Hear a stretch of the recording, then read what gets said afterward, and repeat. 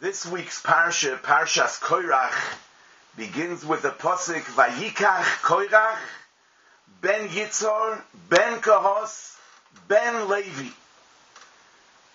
Korach took himself aside, placed himself at odds with the rest of the community, and began his rebellion against the leadership of Moshe Rabbeinu. The Torah traces Korach's genealogy all the way back to Levi. He was the son of Yitzhar, who was the son of Kahos, who was the son of Levi. However, Yaakov Avinu's name, the father of Levi, is not mentioned, and Rashi says that is because Yaakov Avinu davened in Parshas Vayechi.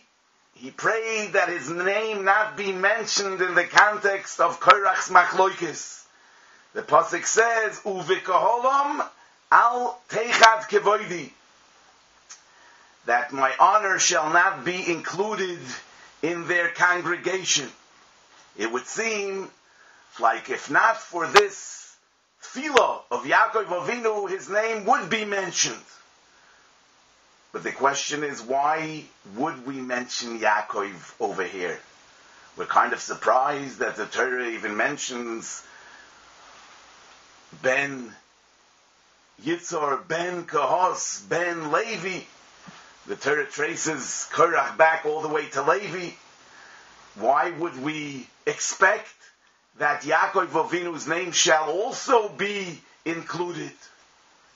The Or HaChaim HaKadosh already says that it would seem like there's some kind of connection between Yaakov Avinu and what Korach is doing right here and now.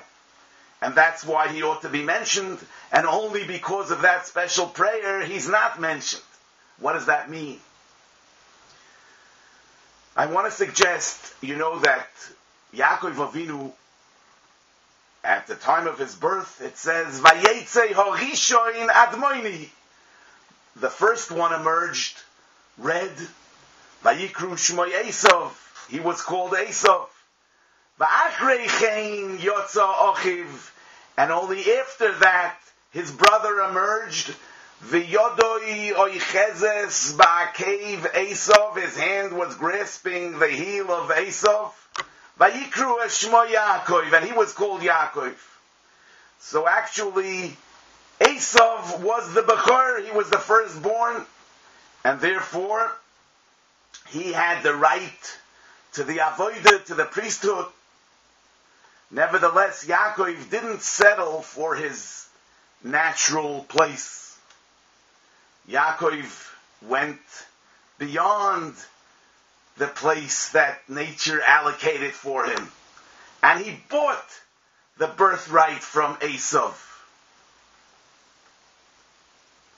So, it would seem that Korach's unwillingness to settle for less, Korach's drive, Korach's urge, Korach's desire to be able to enter the Holy of Holies and not allow that only Aaron HaKohen shall be the Kohen Gadol and only he shall enter, only he shall reach that level of closeness to the Rabbi Shalom, would seem that Korach's behavior has its roots in Yaakov Avinu's behavior. Just like Yaakov Avinu didn't settle for Esav being the Bechor, so also Korach didn't settle for Aaron HaKohen being the Kohen Gadol, and tried by all means to enter the Holy of Holies. That's why Yaakov Avinu's name should be mentioned. There's an interesting Sharei Tshuva in his commentary on Shulchan Aruch in Or HaChaim Siman Tov Pei Beis 482, where he has a long discussion about the fact that when it comes to the spiritual sphere, one should try by all means to reach whatever he can, even if it's at the expense of others. He discusses a case where there's one kezayis of matzah, and there are two people. He says that each one of them shall try to get the matzah for himself and not allow the other one to have it. He gets into all kind of details about when this shall be done and when it shouldn't be done. But he brings the story of Yaakov and Esav to show how much one should exert himself in order to attain spiritual goals and not settle for less. So we see that in spite of the fact that when Yaakov meets Esav and he asks him, how are you? Yaakov responds, Yeshli koil, I have everything I need. That's in the material sphere. But when it comes to the spiritual sphere, one should not be content with what he has. One should always try to get more. B'mitzvoisecha tirdoif nafshi. I chase after mitzvahs. So that Korach, who Chazal tell us Pikeach hoyo, he was astute. He was from the carriers of the Oroin, but nevertheless wanted more. This behavior has its roots in Yaakov Avinu's behavior, and therefore Yaakov Avinu's name ought to be mentioned in this context. Which makes us wonder, why do we say that Korach's behavior is negative? Why is it considered a sin? So we would think that the sin of Korach is about the way he went about it. That he rebelled. That he caused a dispute. So the problem with Korach is not what he wanted to accomplish, but in how he went about doing so. However, the psukim indicate otherwise. The pasuk says, Moshe says, "Vayomer Moshe el Korach, shivu no b'nei Levi." Listen to me, sons of Levi. Hama'at mikem ki hivdil Eloikei Yisrael eschem me'adas Yisrael lahakriv eschem elov uvikashtem gam kohuna. Is it not enough that Hashem separated you from the rest of Klal Yisrael and made you Leviim? Now you want also Kohuna? So we see clearly that Moshe Rabbeinu is saying that being a Levi is enough for you. Don't want more. The question is, what's wrong with wanting more? Didn't Yaakov Avinu want more in spite of the fact that the birthright was Esav's? It must be that one should always strive for more, but at the same time, there's a limit. And man is expected to know where that limit is. One shouldn't settle for where he is. However, in striving for goals, one has to know what falls into the category of a realistic goal that can be accomplished in terms of realizing one's potential. And obviously Yaakov Avinu knew that because he did get the birthright.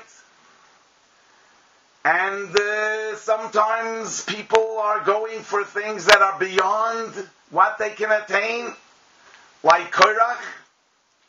And when one is striving for something that he can't attain, not only that he doesn't attain it, but it becomes a destructive force in his life, as it did with Korach. The Gemara says in Sanhedrin, Daf Kuf Vov, Gamle, the Amriyinchi, people say, Gamle Ozil, Lemehevi Le Karne,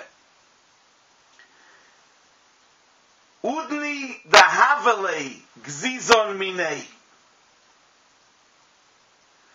The camel goes and demands horns, the ears that it has are cut off.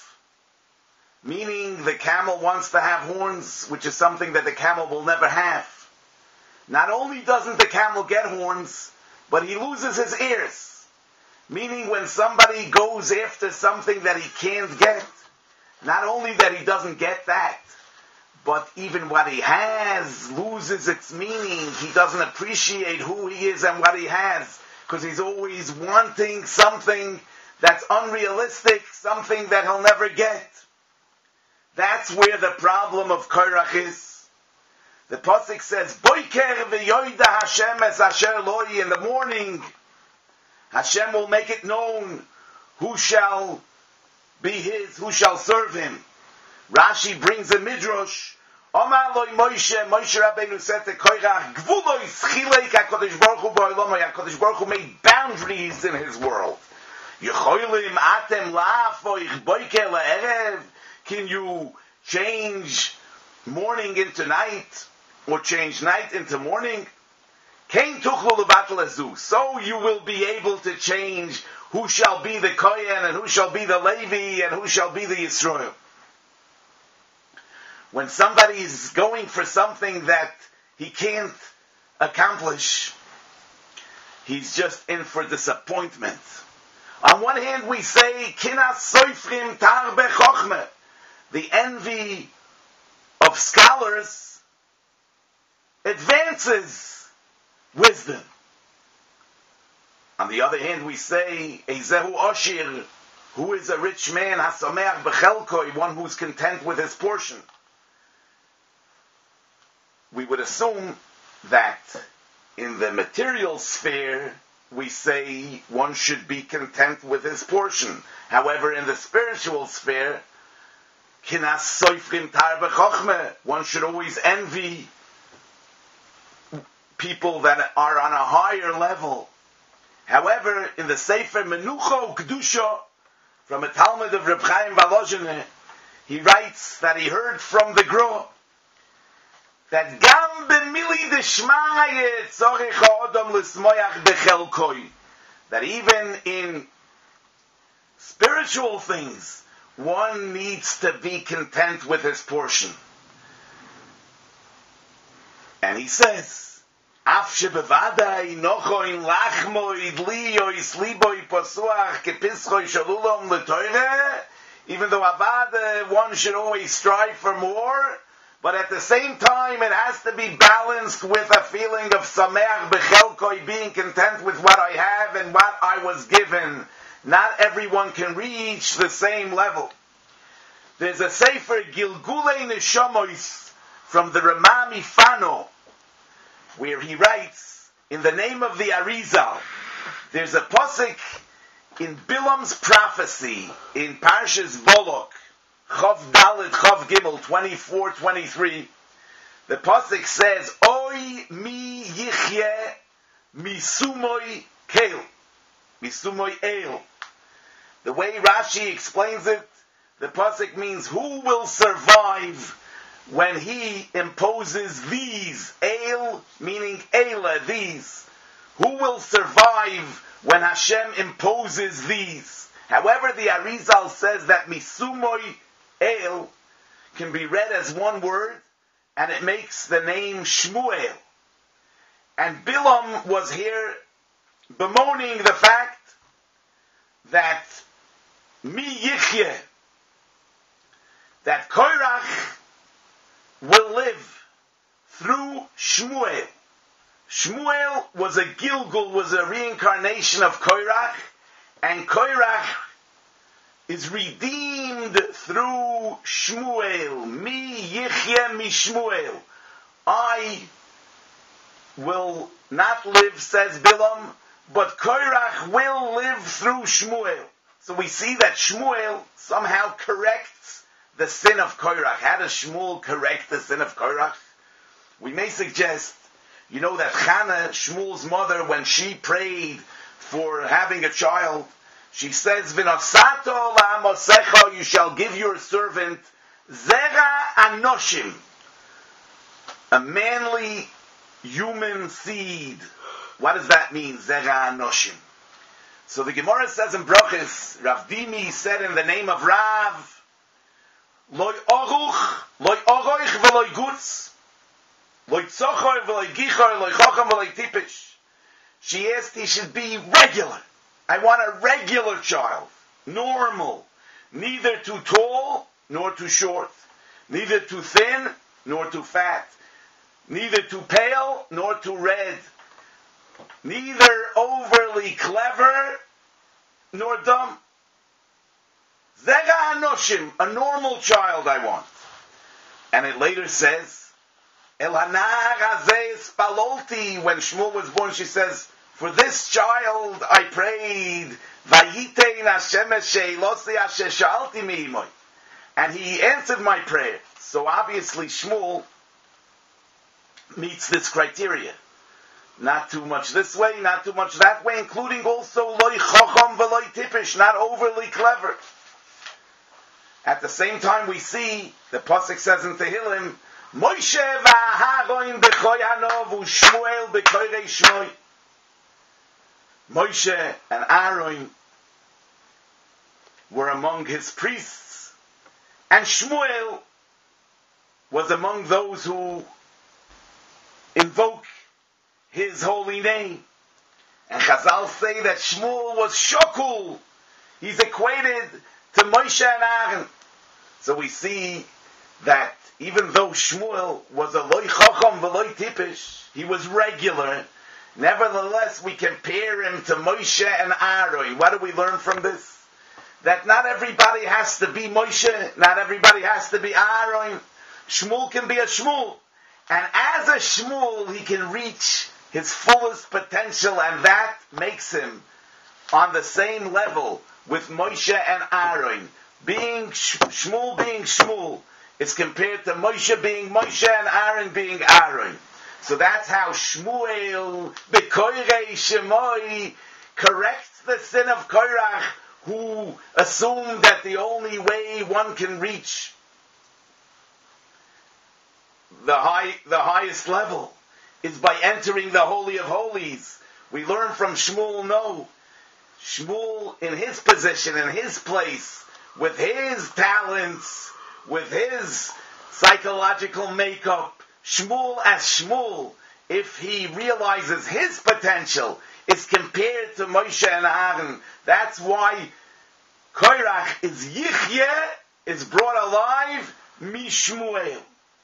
Now you know, the machlokes of Korach, it would seem, was against the kahuna of Aaron. He was against the priesthood of Aaron, against the kahuna gedola.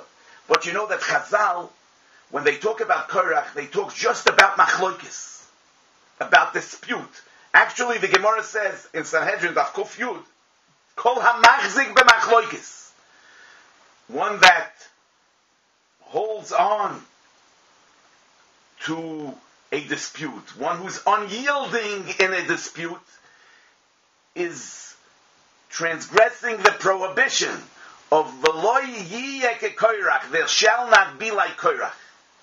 Seems a little bit strange because Korach did get involved in a dispute, but it was very focused. I mean, he was against the kahuna gedola of Aaron HaKohen. Why don't we say that anybody that rebels against the kahuna gedola is transgressing the prohibition of not being like Korach?